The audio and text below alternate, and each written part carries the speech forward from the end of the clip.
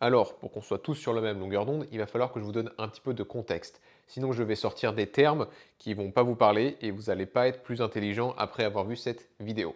Donc déjà, ce qu'il faut comprendre, c'est que toutes les cellules du corps, qu'on parle des cellules de la peau, des yeux, du foie, peu importe, toutes les cellules du corps doivent produire de l'énergie pour pouvoir mener à bien leur mission. Cette énergie, ce sont les mitochondries, qui sont des petits organites à l'intérieur de nos cellules, qui sont responsables de sa production. Et donc, juste d'un point de vue basique, si mes cellules ont suffisamment d'énergie parce que les mitochondries font bien leur travail, alors les cellules vont pouvoir mener à bien leur mission correctement. Donc que ce soit de la production de collagène, peu importe. Mais donc si mes cellules vont bien, tout va bien. Donc quelques petites choses qu'il est important de savoir.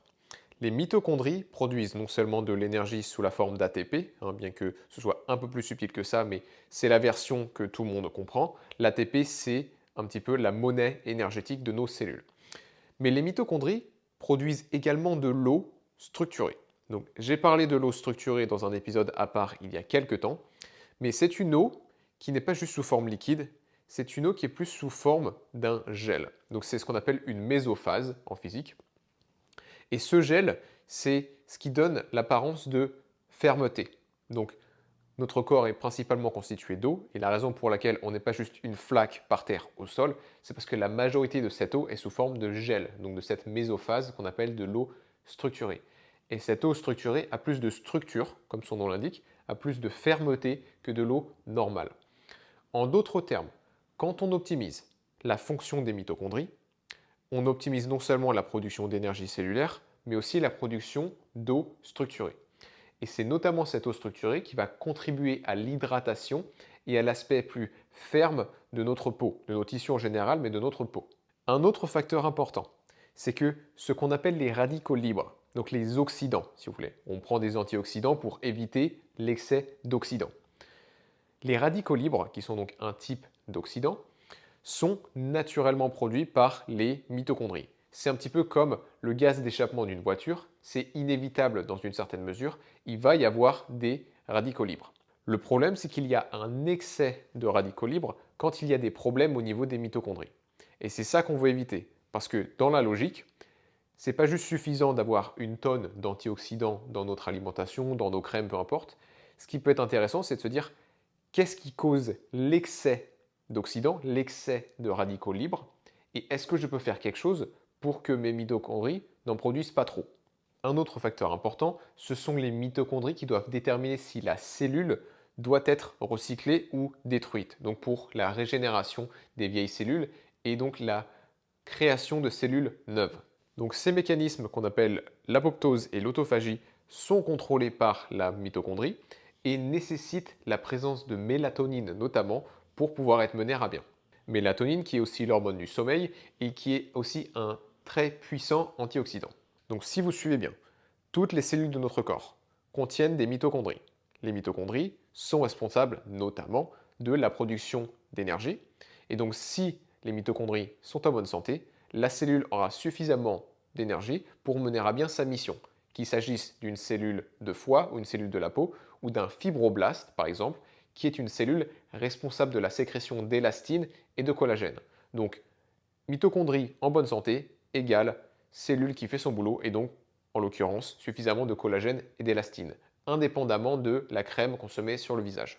Un autre facteur, c'est que quand les mitochondries sont en bonne santé, elles produisent moins de radicaux libres, donc elles produisent moins de gaz d'échappement, si vous voulez. Ce qui signifie moins d'oxydation. Et l'oxydation, c'est ça qui fait vieillir nos cellules, c'est ça qui fait vieillir notre peau. Les mitochondries viennent aussi produire de l'eau structurée afin d'hydrater l'ensemble de nos tissus, mais avec une eau qui a plus la consistance de gel, un petit peu comme de la confiture. Et c'est ça qui maintient une certaine fermeté. Et enfin, ce sont les mitochondries qui contrôlent les mécanismes d'apoptose et d'autophagie qui permettent de recycler ou de détruire les cellules qui sont vieilles, pour donner la place à des cellules plus jeunes. En d'autres termes, pour résumer en une phrase, la santé des mitochondries est essentielle à une belle peau. Donc dans le reste de cet épisode, je vais parler de deux choses principales. Comment réduire l'oxydation de manière générale et ensuite comment amplifier la fonction des mitochondries. Alors déjà, on veut faire en sorte d'avoir une digestion optimale. Parce que si je ne digère pas certains de mes aliments, Déjà, je vais accumuler des carences, potentiellement de la vitamine A, parce que la vitamine A, on est avant tout censé la consommer, pas juste l'appliquer sur le visage. Mais donc je vais déjà accumuler des carences, ce qui peut mener à des problèmes au niveau cellulaire. Une mauvaise digestion permet à des aliments partiellement digérés d'atteindre les intestins et donc de putréfier, de fermenter. Et donc ça va mener à une prolifération de certaines bactéries qui ont pour rôle donc de dégrader tout ça, mais ça va produire des endotoxines et créer ce qu'on appelle une dysbiose. Et tout ça, toutes ces choses-là vont créer énormément d'oxydation et les endotoxines sont du poison pour les mitochondries notamment. Donc digestion important, on veut non seulement pouvoir absorber ce qu'on mange pour avoir tous les nutriments dont le corps a besoin, y compris la vitamine A sous forme alimentaire, mais aussi pour éviter la putréfaction, la production d'endotoxines et donc l'oxydation. Ça tombe bien, j'ai une vidéo sur la digestion. Ensuite, il y a le stress. Alors le stress, c'est un sujet très compliqué, c'est pour ça que j'ai fait aussi une vidéo exclusivement sur ce sujet-là, mais de manière générale, quand l'organisme est dans un état de stress, surtout si c'est chronique, l'oxydation, le stress oxydatif, va augmenter. Et ça va compromettre la fonction des mitochondries. Donc la gestion du stress, notamment la gestion du stress chronique, sur le long terme, va énormément aider la fonction des mitochondries et va permettre d'éviter le vieillissement prématuré. Ensuite, il y a un facteur que j'aimerais mentionner quand même. J'ai surtout à l'esprit l'image de la femme qui souhaite perdre du poids à tout prix et qui va faire beaucoup de cardio, ou du moins du sport tous les jours. Alors ce qu'il faut savoir, c'est que bien qu'il soit hyper important de bouger son corps tous les jours, il n'est pas crucial de se dépenser tous les jours, surtout de manière intense. Et à vrai dire, l'excès de sport, déjà c'est un stress, comme j'en parle dans ma vidéo sur le sujet, mais l'excès de sport, ça vient vraiment augmenter l'oxydation des cellules et de l'organisme en général. Et enfin, mon petit chouchou, la présence de lumière bleue. En particulier la lumière bleue provenant de sources artificielles, comme les ampoules LED, comme les écrans, comme les néons, etc. Ce qu'il faut savoir, c'est que contrairement à la lumière bleue qui est présente dans le soleil et qui est naturellement équilibrée parce que c'est une lumière à spectre complet, comme vous pouvez le voir si vous utilisez un prisme, contrairement donc à cette lumière naturelle, la lumière bleue d'origine artificielle a un effet oxydatif. Elle vient non seulement compromettre la fonction des mitochondries et donc augmenter la production de radicaux libres, mais la lumière bleue est aussi responsable d'une baisse de la production de mélatonine. Et comme je l'ai dit avant, la mélatonine, c'est ce qui permet de contrôler les mécanismes d'apoptose et d'autophagie, donc le renouvellement des vieilles cellules. Et c'est aussi littéralement l'hormone de la jeunesse, parce qu'elle a un rôle antioxydant extrêmement puissant. Donc c'est pour ça que je dis souvent que ce n'est pas une bonne idée de regarder un écran le soir quand il fait nuit dehors, non seulement pour la santé de sa peau, mais aussi pour sa santé digestive, pour son équilibre hormonal, etc. Donc quelle est la solution? C'est d'une part de filtrer ces écrans si on peut, d'autre part c'est potentiellement changer les ampoules. Il en existe qui ont un éclairage qui est très cocooning, très cosy et qui ne contient pas de lumière bleue. C'est une couleur un petit peu ambrée. Et si on ne peut pas contrôler certaines sources de lumière, comme des lampes qu'on ne peut pas changer ou l'écran d'une télé, alors on peut utiliser des lunettes spéciales comme ce que j'ai sur la tête pour filtrer ça. Donc, digestion, stress, excès de sport et excès de lumière bleue d'origine artificielle, toutes ces choses-là viennent augmenter le stress oxydatif de l'organisme et peuvent donc contribuer à un vieillissement accéléré de nos tissus et aussi de la peau. Et petite anecdote pour vous concernant le rétinol, qui est présent dans beaucoup de crèmes. Le rétinol est de couleur jaune, ce qui signifie que sa couleur complémentaire, à savoir le bleu, est la couleur qui va l'affecter le plus. Et donc la lumière bleue de source artificielle va énormément affecter le rétinol. Maintenant, parlons de petites choses qui peuvent améliorer la fonction de ces fameuses mitochondries. La lumière rouge et la lumière infrarouge sont toutes deux essentielles pour le bon fonctionnement des mitochondries pour des raisons qui sont assez compliquées, mais ce qu'il faut savoir avec ça, ce qu'il est essentiel de retenir, c'est que le soleil, à toute heure, contient toujours de l'infrarouge et du rouge.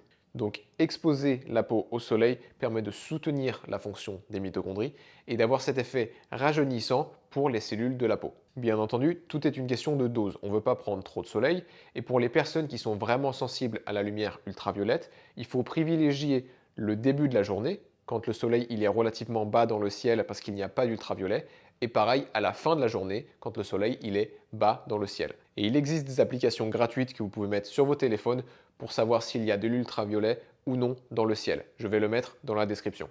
Donc pour faire simple, ce qu'il faut savoir avec la lumière rouge et infrarouge, c'est que ça permet de soutenir la production d'eau structurée dans les mitochondries et de réduire l'excès de radicaux libres, donc de réduire l'oxydation.